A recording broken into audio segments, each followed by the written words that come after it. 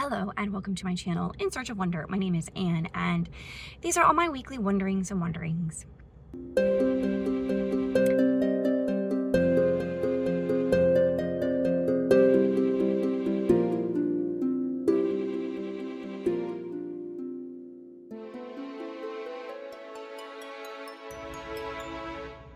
Today is Saturday and I am kicking off this vlog by going to meet my sisters. I am going 40 minutes away from here to meet them at the OG coffee shop in Northern Virginia, which is run by an Italian man who knows his stuff regarding beans and roasting, etc. He was one of the first coffee roasters, back well ahead of the modern trend. Anyway, so really good coffee. We're meeting there, and then we have stuff like a rummage sale, library sale, a Christmas craft market, and all other kinds of fun stuff that we are going to be getting into today, followed by lunch, and then we're going to finish up with seeing the Christmas Ring movie, which was a book by Karen Kingsbury and is a movie. Although I think the book was just released, so I don't know what came first, the movie or the book. But anyways, we're gonna go watch that. And I guess it's kind of like the official kickoff of our Christmas season, so that's fun. Anyway, it's going to be a long day and a busy day, but it will be fun. So I'll take you along with me.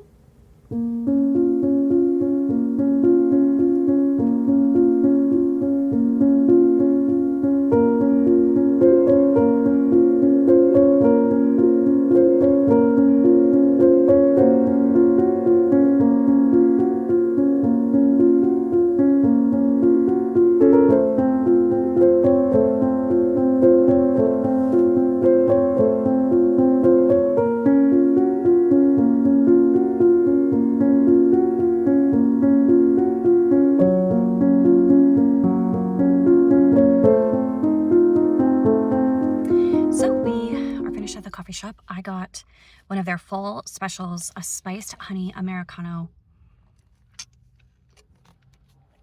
Normally I don't get specialty drinks because they have a lot of sugar, but this is sweetened only with honey and it has like cinnamon and cardamom in it. It's perfect. I love it. So now we are headed to the church rummage sale, which is about 10 minutes from here. And so we'll see what treasures I can find when I get there.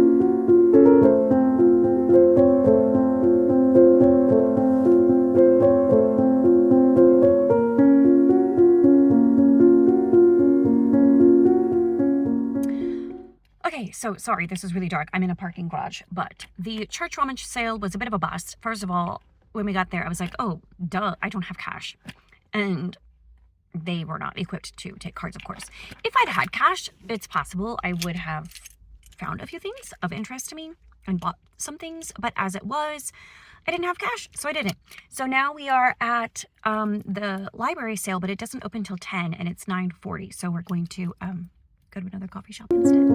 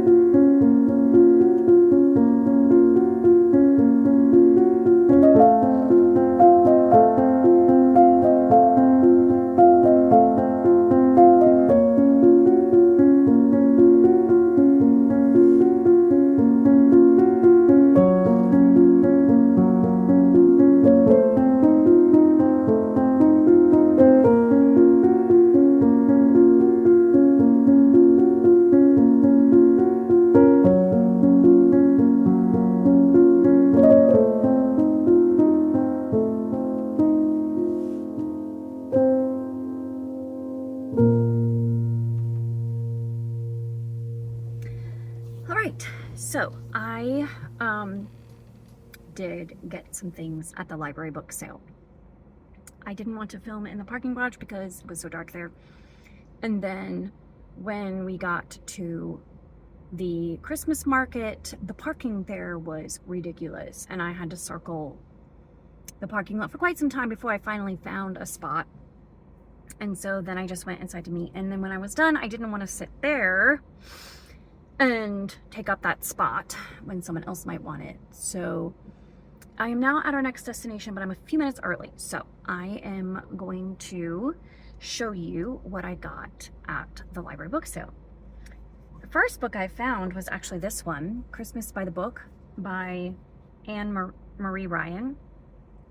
And I don't know much about it, but apparently at some point I had put it as a want to read on my Goodreads.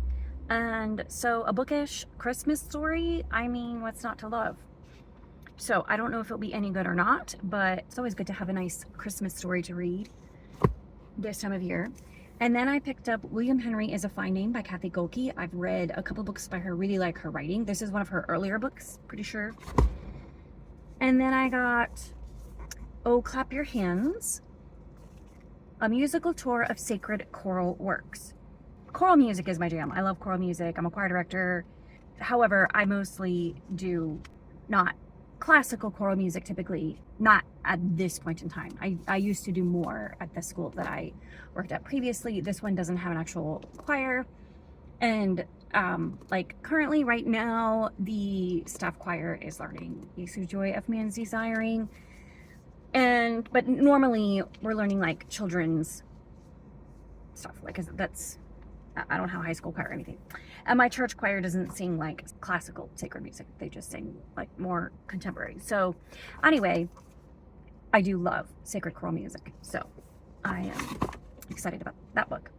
And then I love this gorgeous copy. So next year for my 250th anniversary of the United States of America, Reading the Classics Challenge, I am hoping to do a lot of American authors. I'm not going to promise to read only American authors, but I definitely want to read more than I have in the past. And so Walden by Henry David Thoreau, I mean, look at this gorgeous copy. I do think I did have to read portions of this in high school.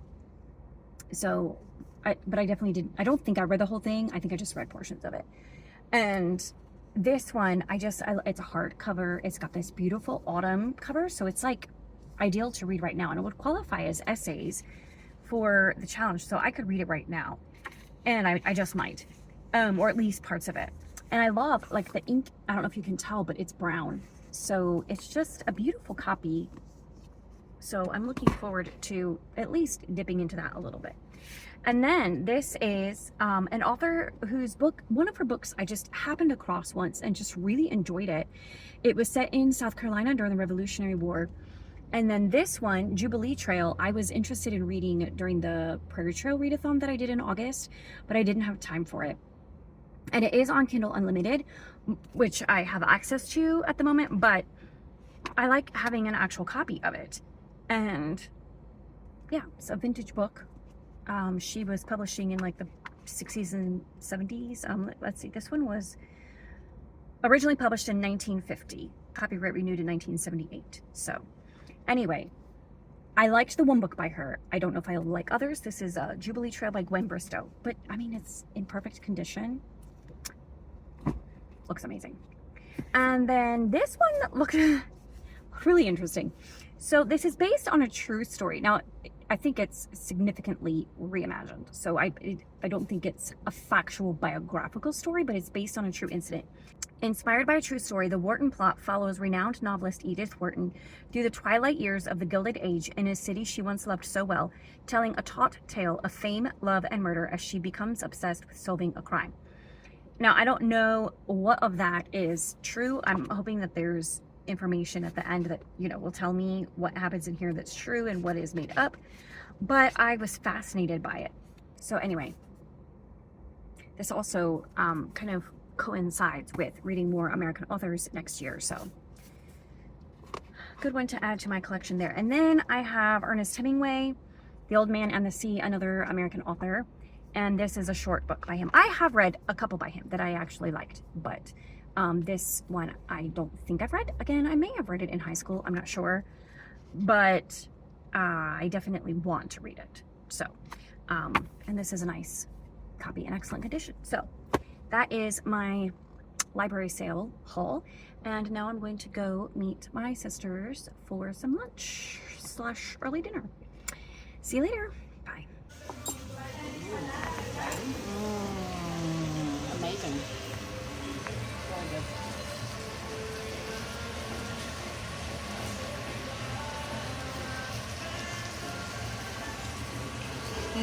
$1,000. We need 2,000, and we need it today. Recording now? Got some real nice mud here. Hoping you might test it All right, first. I am home after a long day of gallivanting, and wow, I look like I've been, doing strenuous exercise or something, which really is not the case. There's no hope for that. So I enjoyed the movie The Christmas Ring by Karen Kingsbury, which also has a book that I think was recently released, and it was good. It was like a Christian Hallmark movie, so if you like sappy Christmas Hallmark movies and you like solid faith content in your movies, then you'll like this one.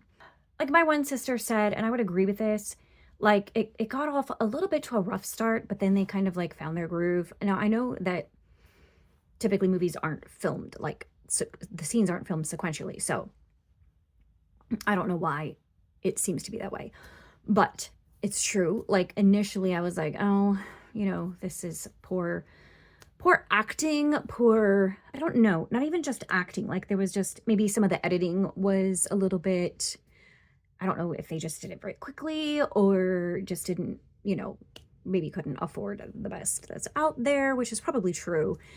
So, but it wasn't terrible. I don't want to give it a bad review because it wasn't bad. I mean, it was very much a Christian Hallmark movie experience, except in the movie theater.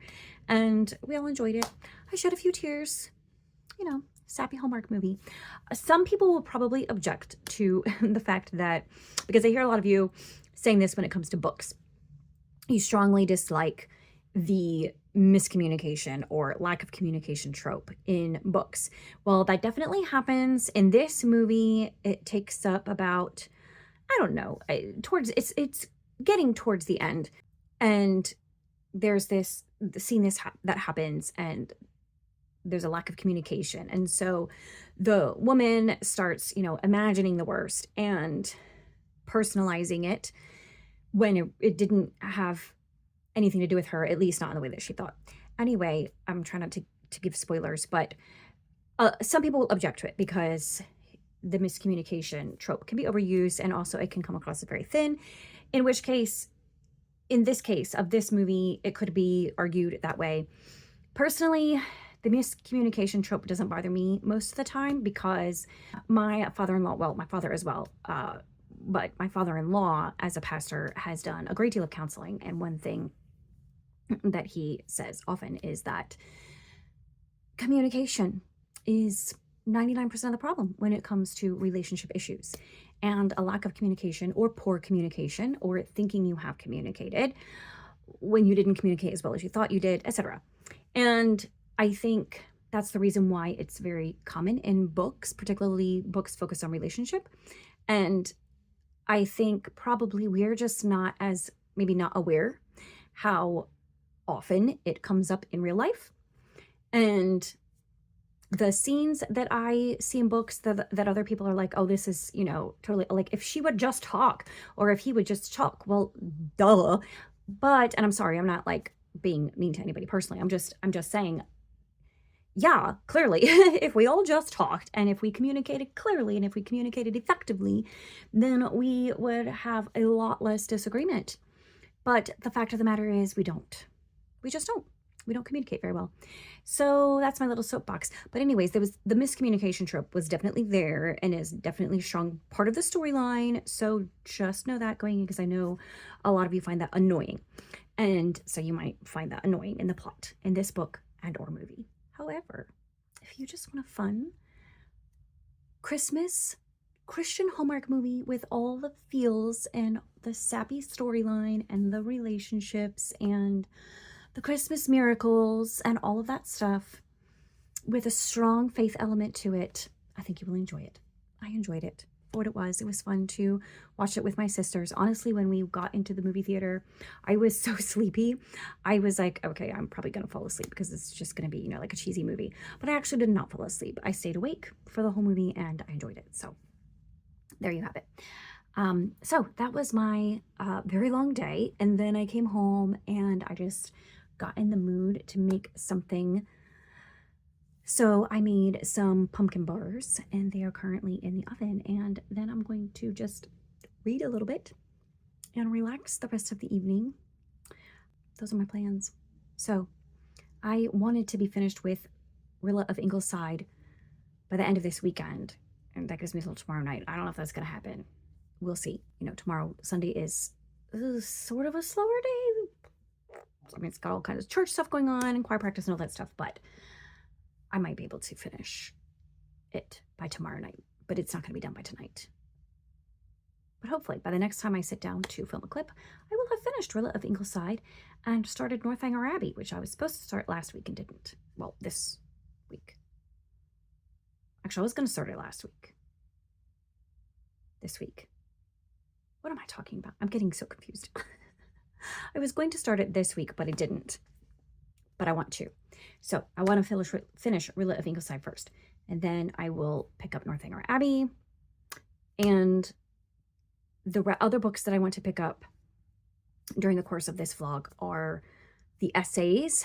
I may actually read some of the Walden essays, which was not on my plan, on my TBR plan. But, I'm kind of just trying to be more in the mood and go with the flow sort of thing and not feel like I have to do everything that I planned to do. Although I still definitely want to read the John Milton essays because I have them on hand and I've been wanting to read them for a while. And I do want to read C.S. Lewis's essays, but I actually don't have it in hand at the moment. So if I can get a hold of them, I definitely will. But those others are, the John Milton is a priority. So I will try to read that this coming week. I also probably will read some of the Walden essays. And then after that, we'll see what I have time for and where the spirit leads. So those are the plans for the rest of this week. I will check in at some point. We have a busy full week this coming week, so I may not have time to film a lot, but I'll try to update with what I actually get done reading. Okay, I'm rambling. It's time to go. Goodbye. Hello. It is Monday evening, and my hair is a mess. It's been a mess all day. It's like, I don't even know what it's doing. It's, wow. Okay, anyway. But I finished reading Rilla of Ingleside, and I love this book. I loved it when I was a teenager, and I read it for the first time. I've reread it once since then, and I still loved it.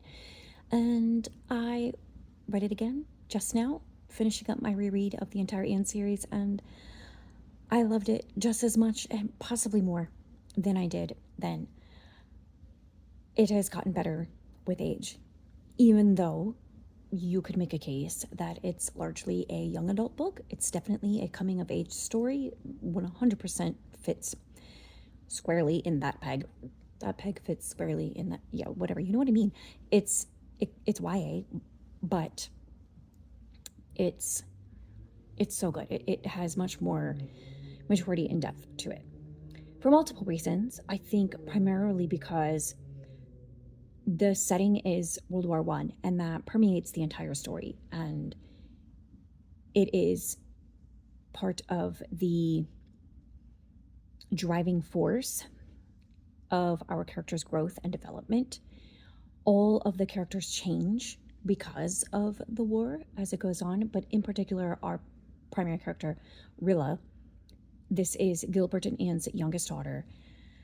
And she's on the cusp of womanhood at the beginning of the story, and she's your typical shallow, self-centered, giggly teenage girl who's, concerned about fashion and boys and that kind of stuff.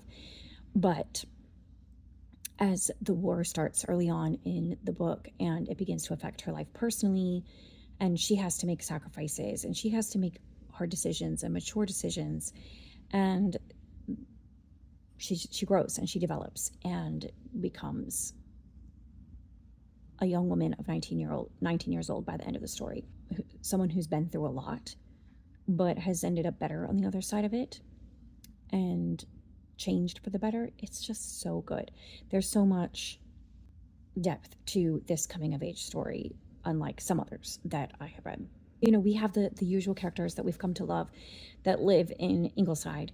Of course, there's Anne and Gilbert, and then there's Susan, the housekeeper, who just adds a humorous and heartwarming touch to the story. And she's loyal to a fault, and she's patriotic, and she's no nonsense, and she's very practically minded, and she's just a wonderful character. We don't have as much of Cornelia, Mrs. Marshall Elliott, in this story, which is fine. We have a Miss Oliver, who is Rilla's teacher, who spends a lot of time with them and has become a friend to them. And then some other characters that we have met before. There's a really, really touching and tragic and tear-jerking storyline involving a dog called Dog Monday. Oh my goodness. That was just the sweetest storyline there. Loved that part. What I really loved was how Lucy Maud Montgomery gave us different perspectives on the war as it was happening. And you've got to believe that she heard actual people, you know, with these actual perspectives when the war was happening. And she worked them into her book. And because there's such a feeling of realism about it. And you have each character sees things with a slightly different shade. And so we get all of their perspective, and we get a really rounded view of how Canadians were going through the war at this time and how it is affecting them and what they thought about it, etc. So I cannot recommend this book enough. Now, Alma asked me last week if this was a standalone, and I think you could, because when I read it, I had read all the other Anne books, I think. But I didn't read them all in sequence. And then I have reread it since on its own, like not as part of the rest of the series. This time I did read all the books in order. I think it can be read as a standalone, but I think it's better if you read it in the context, particularly of the book before it. So if you have the basic idea that you know Anne and Gilbert, and I think that the rest of the characters, you know, you just get introduced to them. Like they're not don't affect the plot too much. You know what I'm saying? Like, it's very character driven anyway, but it's not like there's an arc of character growth that you have to follow. You know, they're color characters, like the other cast of, like, their color. They add color to the story. They're not like characters being developed themselves. So I do think, however, that the book just prior to this one, Rainbow Valley, is very helpful for the context, because it has a lot of the people in here, and in this book, they reference circumstances and situations and incidents in that book a lot. They don't necessarily dig too much further than that in a way that affects the storyline, but you would have a lot more understanding of what they're talking about in this book and the things they're referencing and the history of some of the characters if you've read Rainbow Valley. So I do think Rainbow Valley is helpful to read before you read this one. But that one is fun. I really like that one.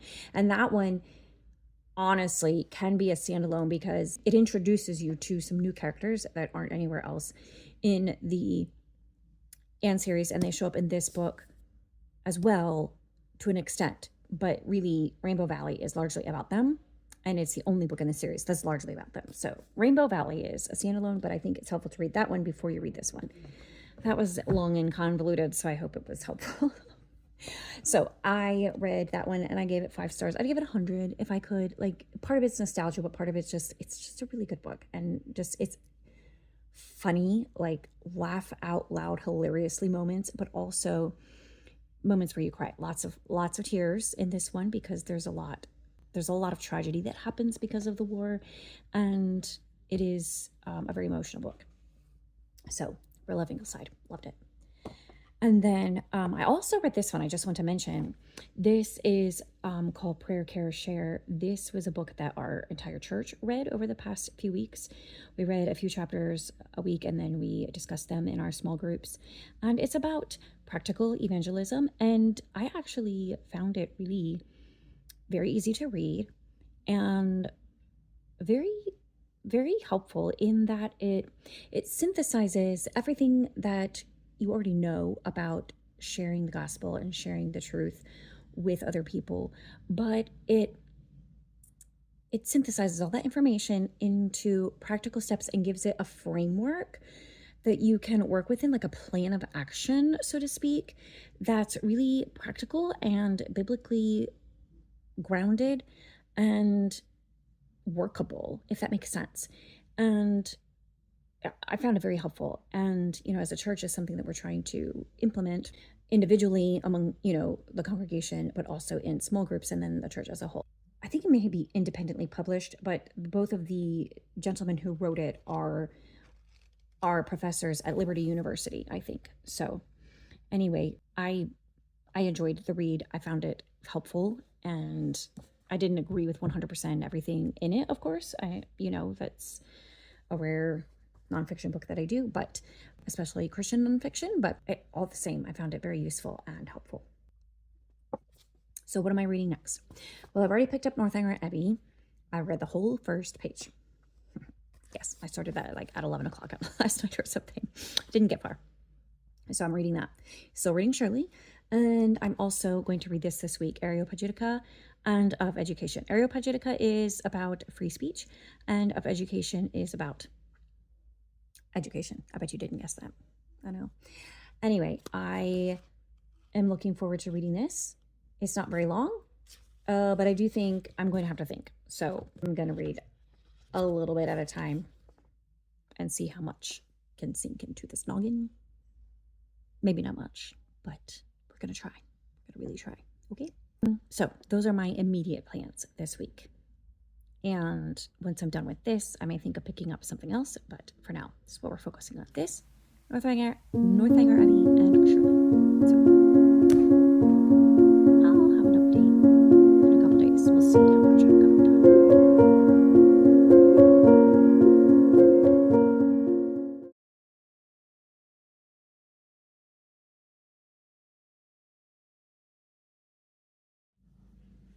Hello, it is Thursday, and I am very tired, and my feet are very tired, and they hurt. But I need to make this clip real quick and update you on what I've been reading this week, and it won't take me long, and also I can do it while I'm sitting. So I'm currently reading Areopagitica by John Milton, which is a pamphlet that he published in response to a law that was passed by Parliament in England in 1643, whatever, regarding licensing of works intended to be published. And I think one of his works had been denied publication or something, or had been censored anyway, which also in part provoked this pamphlet and his speech. I read just now, actually, after I already read quite a bit of the essay, which I'm not done yet, and it gave a little bit of background, so that's how I know this. I wouldn't know this otherwise. But sorry, I'm tired, so I feel like I'm not having organized thoughts here.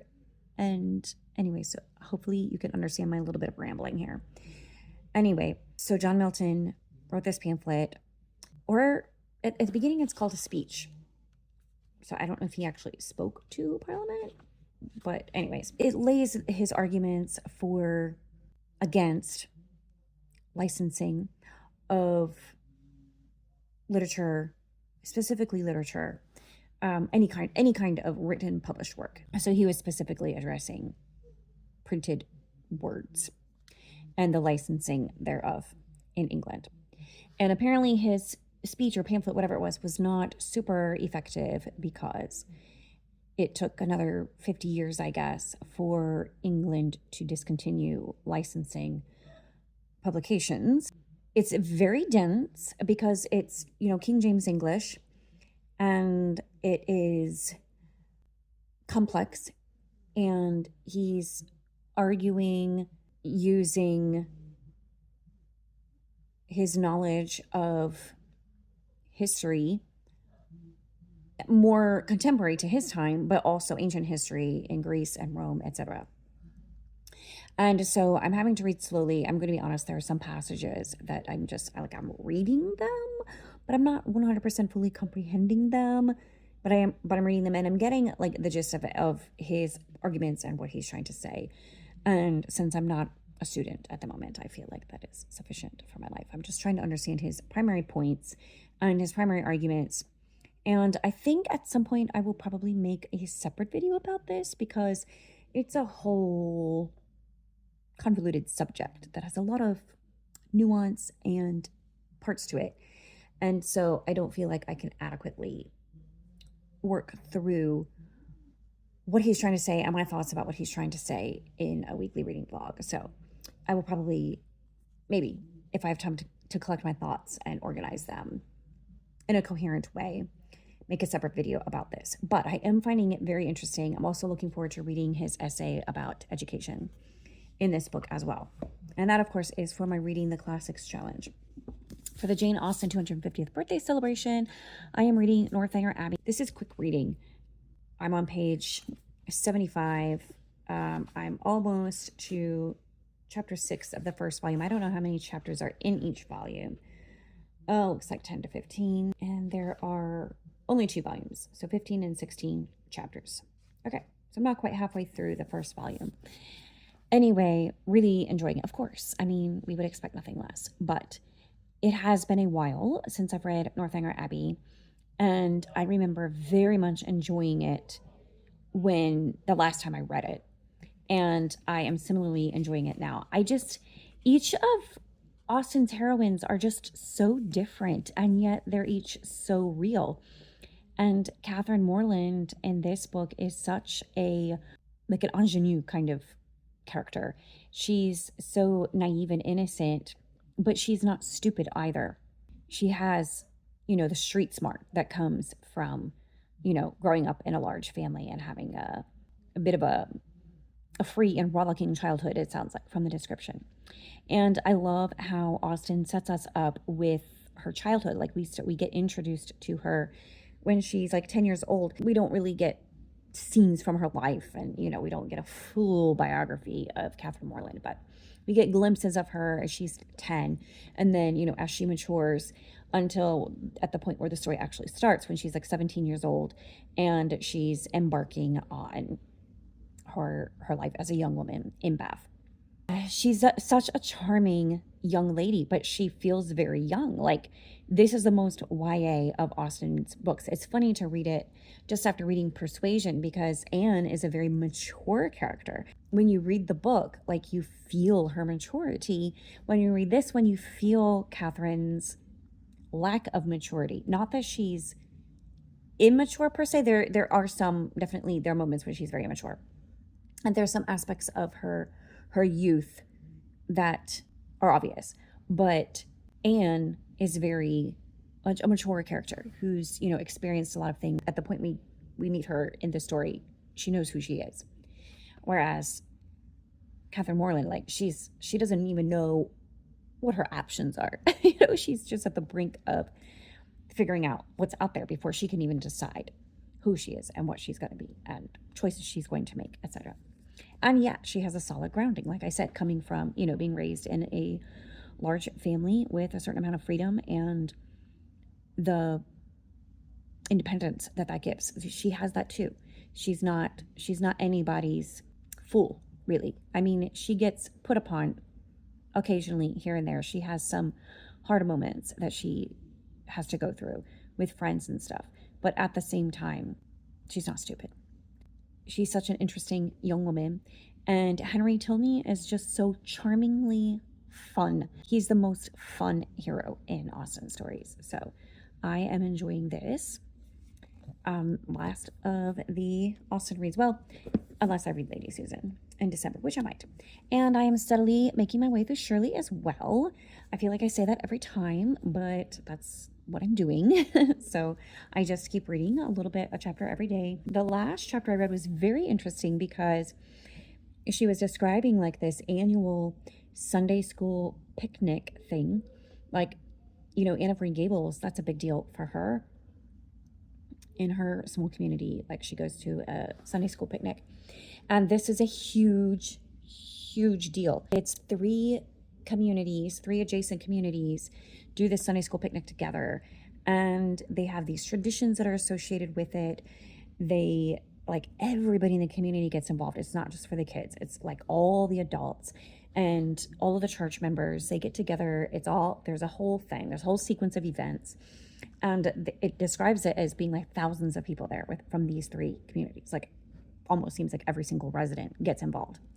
So it was really interesting to read about that and to get that. I'm sure that Charlotte was able to write it in such a detailed way because the church, I'm assuming, where her father was a rector, I'm guessing that they did similar things.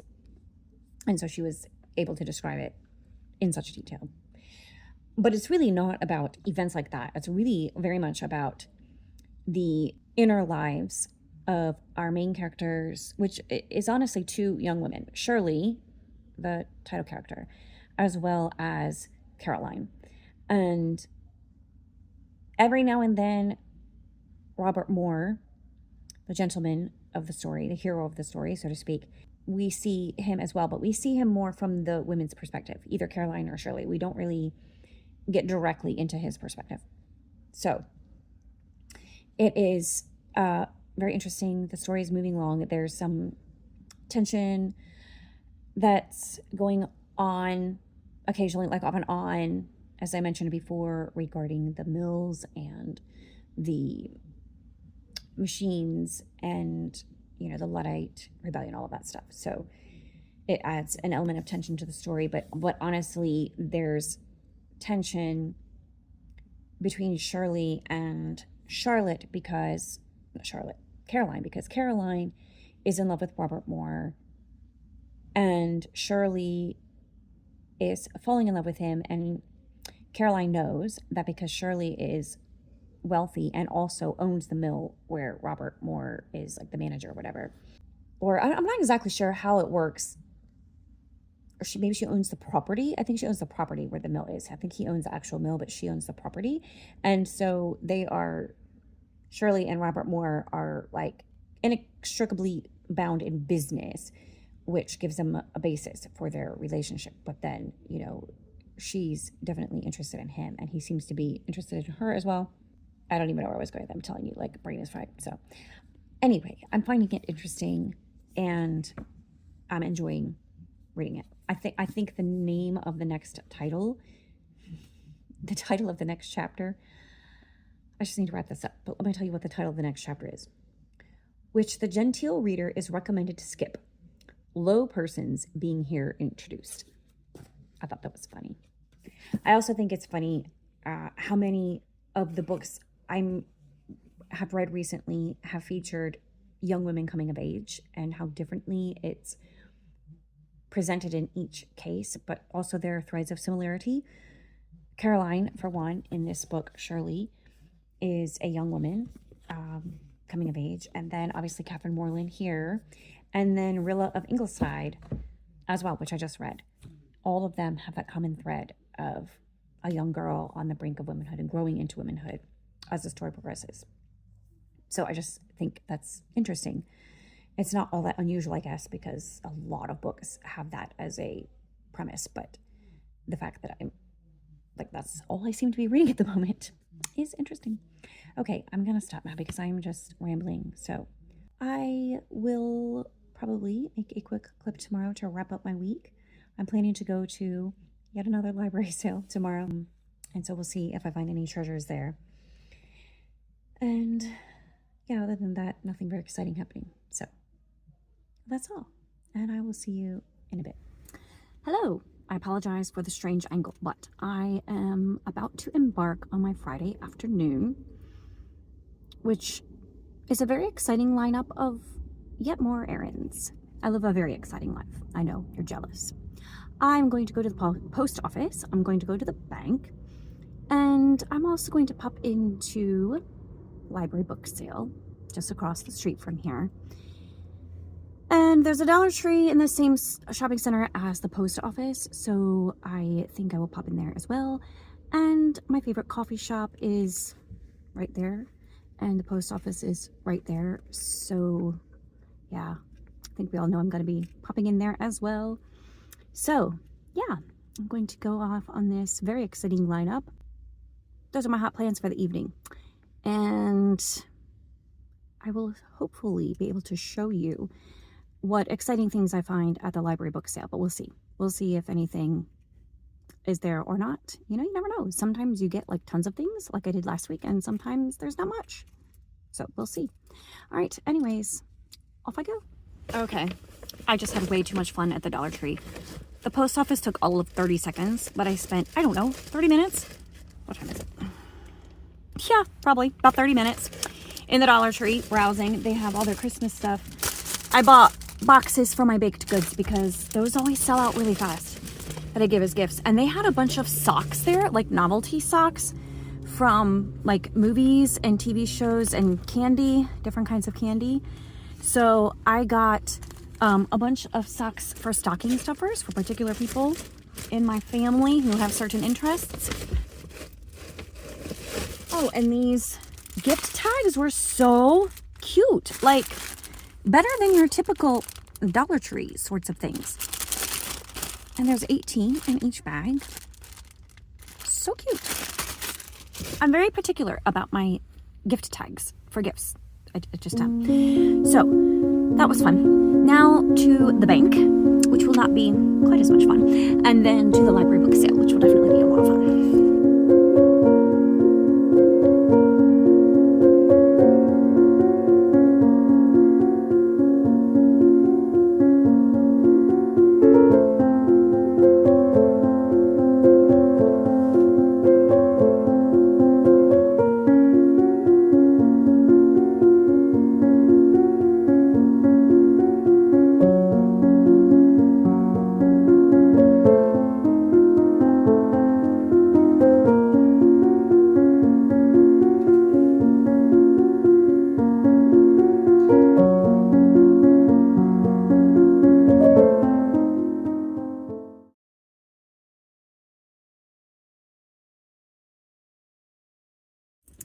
Okay, went to the bank, went to the library book sale, and it's kind of ironic.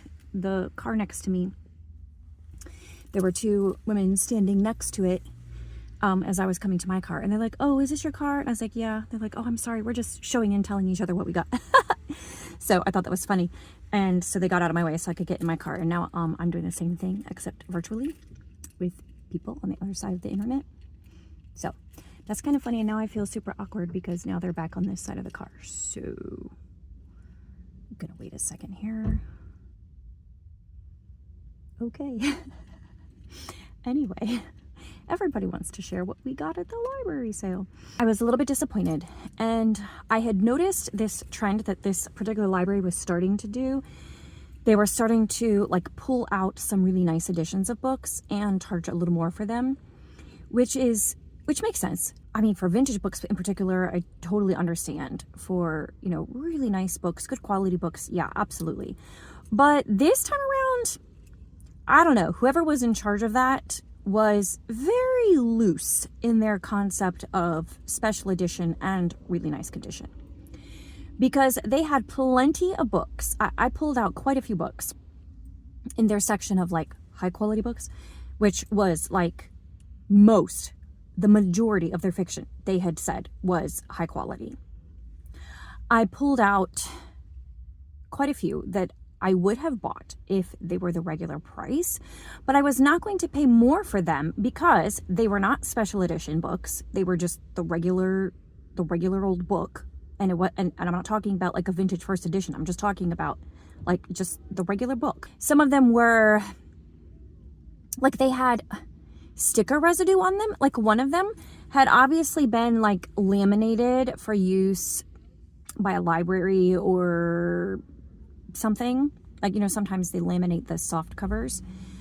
So it had been laminated, but then there had obviously been stickers on it, and someone had removed the stickers. There were still stickers on it, by the way. And I think some of them were underneath the lamination, so it wasn't possible to get them off. And then there was tape on top of the lamination, like packing tape. And there was sticker residue, like sticky sticker residue, on the spine and on the back of the book. And they were wanting, like, the regular price for paperbacks was $1 for that size, and they were wanting $4, I think, for that one. Charging $3 extra for a book that nobody's going to want to hold in their hands because it's sticky. And I may not have even paid the $1 for that one, even though it was All Manner of Things by Susie Finkbeiner, which is my absolute favorite book by her. And I don't have it. Like, I read it digitally, I think, or I borrowed it from I don't know. But I don't have a copy myself. I may have considered it if it was for $1, but I definitely was not going to consider $4 for a book that was sticky, that I wouldn't want to hold in my hands. That was dumb. And then there was another book by a Christian author who's written, like, she wrote 1 or maybe 2 series. Luana Blackwell is her name. Now, the books are great. They're set in Victorian England, and they're kind of slow-paced, like village setting. Very sweet books, very wholesome, very well written. But they're 15 to 20 years old. They're not old enough to be vintage. They were never super popular. She was kind of a niche writer and had a niche audience, and they're not widely popular. And that book was not in great condition. Like, the corners were crinkled, and it was, just a copy from back when it was published, like 15, 20 years ago. So, like, it had the yellowed pages, and it was ridiculous what they thought would be a special edition. And then they had, like, here's what I'm saying. Like, they had multiple copies of some books. I can't think of particular titles right now, but multiple copies of certain popular books that were like hardback or whatever. And all of them, they were charging like $7.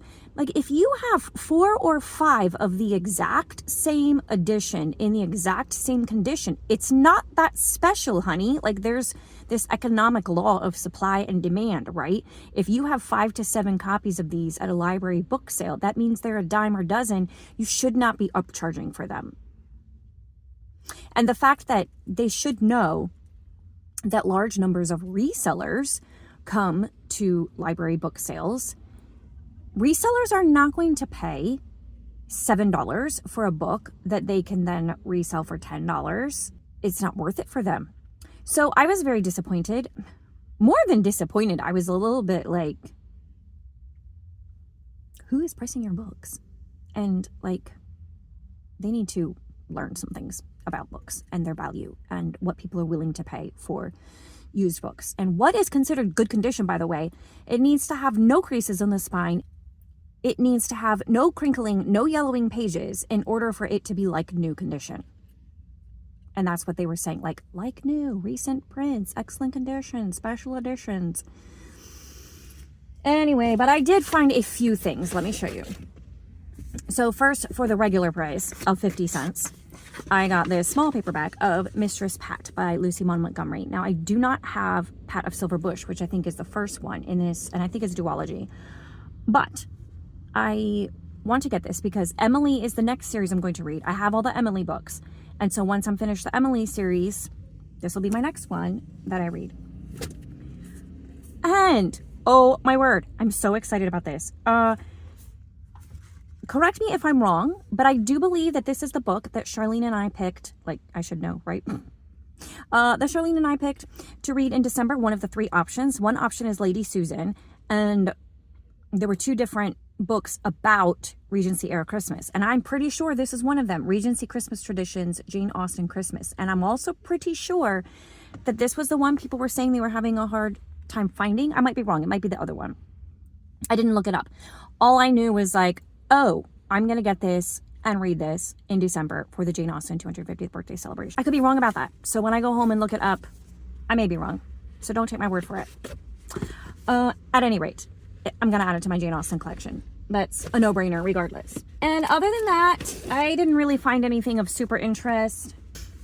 And this will not interest you. It interests me. I love this series.